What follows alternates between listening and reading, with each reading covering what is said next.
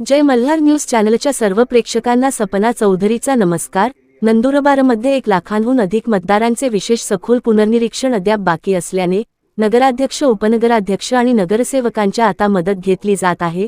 प्रभागनिहाय प्रलंबित मतदार नोंदणी तातडीने पूर्ण करण्यासाठी लोकप्रतिनिधींची मदत घेतली जात आहे। विशेष सखोल पुनर्निरीक्षण पूर्ण करण्यासाठी नगरसेवकांनी घरोघरी संपर्क साधण्याचे आवाहन। नंदुरबार जिल्ह्यात मतदारांच्या विशेष सखोल पुनर्निरीक्षण मोहिमेला गती देण्यासाठी प्रशासनाने आता लोकप्रतिनिधींचीही मदत घेण्यास सुरुवात केली आहे। जिल्ह्यात अद्याप 1 लाखाहून अधिक मतदारांची विशेष सखोल पुनर्निरीक्षण प्रक्रिया पूर्ण होणे बाकी असल्याने नंदुरबार नगरपालिकेचे नगराध्यक्ष सौरत्ना रघुवंशी, उपनगराध्यक्ष प्रथमेश चौधरी आणि सर्व नगरसेवकांची तहसीलदार प्रदीप पवार तसेच मुख्याधिकारी राहुल वाघ यांच्या उपस्थितीत महत्त्वपूर्ण बैठक नगरपालिकेच्या सभागृहात पार पडली। या बैठकीत प्रत्येक नगरसेवकाने आपल्या प्रभागातील ज्या मतदारांची नोंदणी अद्याप झालेली नाही अशा मतदारांपर्यंत स्वतः पोहोचून तातडीने नोंदणी पूर्ण करून घ्यावी अशा सूचना देण्यात आल्या। मतदार नोंदणीची प्रक्रिया वेळेत पूर्ण करण्यासाठी प्रशासन आणि लोकप्रतिनिधी यांच्यात समन्वय वाढवण्यावर या बैठकीत भर देण्यात आला। सपना चौधरी, जय मल्हार न्यूज, नंदुरबार। फक्त 2-3 दिवस लक्ष घालून त्यांची यादी प्लस आपली यादी, एखादं सुटलंय का, कोणी बाहेर गावी गेले म्हणजे एखाद्याचं दारही बंद राहतं आणि काही लोकांनी फॉर्म घेऊन गेलेले पण ते मतदार हेच आपले राहतील पुढच्या वेळेस।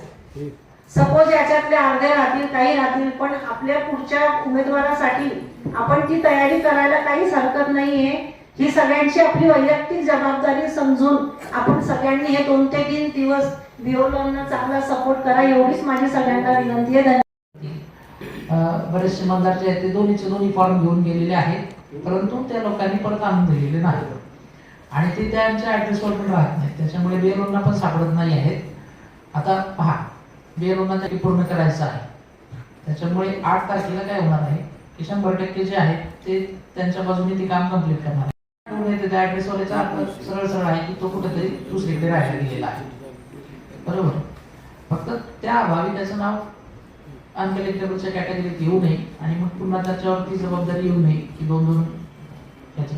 कारण काय होईल, जेव्हा सुनावण्या सुरू होतील, सुनावण्यांचा पण लोड प्रचंड असेल आणि तुम्हाला तर माहितीच आहे की एकदा सुनावण्या सुरू झाल्या की त्या टायमाला त्या टप्प्यावर सगळा डेटा जो आहे, म्हणजे किमान आकडेवारीतला डेटा की शहरामध्ये किती मतदार कमी झाले, कोणत्या वार्डामध्ये किती लोक कमी झाले, कोणाला काय करतो की आम्ही त्यांच्या याद्या सर्क्युलेट करतो आपल्यासोबत, जेणेकरून प्रत्येक नगरसेवकांची पूर्ण प्रभाग त्याची प्रगती ग्रुपवर टाकतो विथ फोन नंबर प्रभागाच्या याची जी आमच्याकडे आहे। बऱ्याचशा बिएलओंनी म्हणजे माझ्या दिवसापर्यंत नगरसेवकांना त्यांनी PDF दिले आहेत, याद्या दाखवून सह्या पण घेतल्या आहेत, त्यांच्या खूप सहकार्य नगरसेवकांनी पण केले। पण आता शेवटचा आजच संध्याकाळी 2-3 वाजेपर्यंत तुम्ही याद्या PDF त्यांना पाठवा।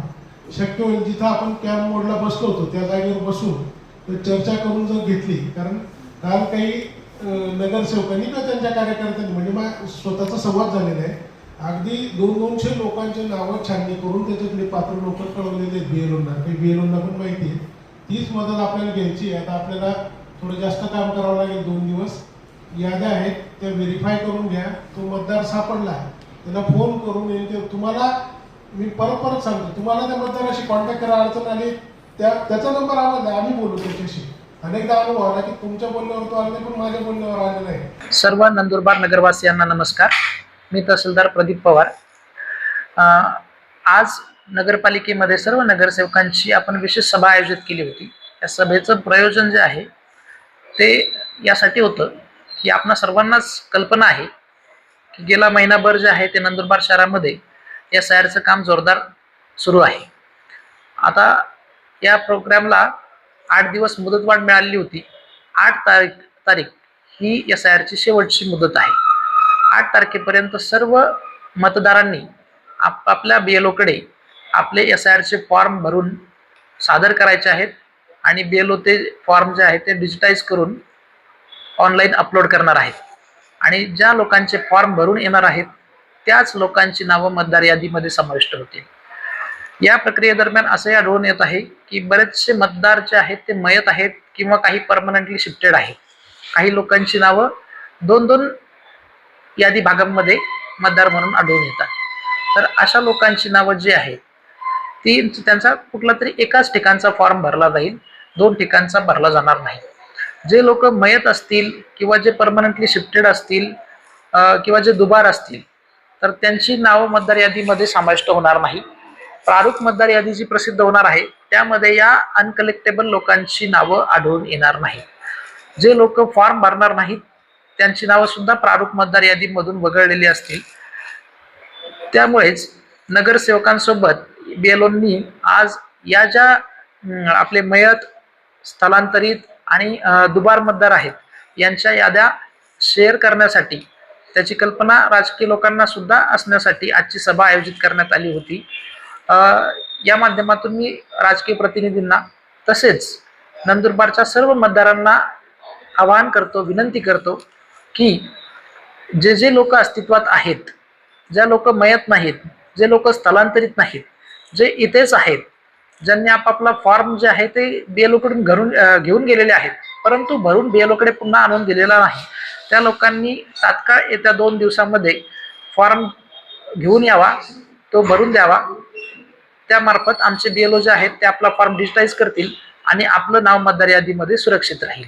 जर मतदार यादीमधून नाव आपलं वगळलं गेलं तर पुढच्या टप्प्यामध्ये ज्या हरकती येतील त्या हरकतींच्या दरम्यान ज्या सुनावण्या येतील त्यावेळेस आपल्याला आपले 2 पुरावे सादर करावे लागतील. तर हे काम जे आहे ते जास्त किचकटीचं होऊ शकतं. तर अशी वेळ आपणावर येऊ नये म्हणून पुन्हा एकदा मी सर्वांना विनंती करतो की आपला SIRचा फॉर्म येत्या 2 दिवसामध्ये आपल्या BLOकडे सर्वांनी जमा करावा.